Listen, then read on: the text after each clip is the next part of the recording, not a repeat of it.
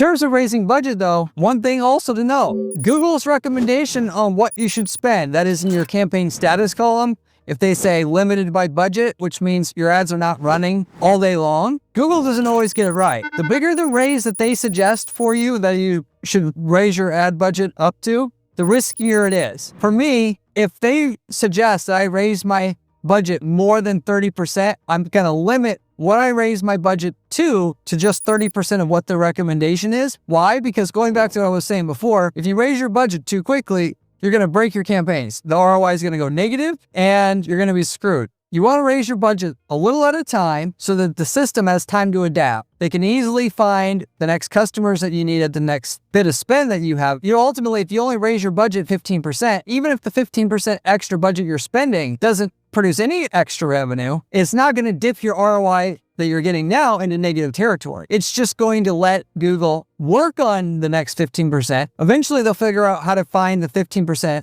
that makes sense and deliver an ROI similar to what you had before. You can actually get to the next stage with what you're doing. Figure it out eventually over the next 30 days, whatever, how to spend 15% more, get a similar ROI, and now you can do the 15% increase again. If Google is suggesting a 70% increase on your daily budget, what I suggest you to do strongly is to do just 30% of that, wait for the ROI to match what you had before, then do the next 30% increase, and so on and so forth. A lot of you guys reach out in the comment section, you tell me that you break your campaigns, and it's because you went with Google's recommendation. It was too much for the account to handle,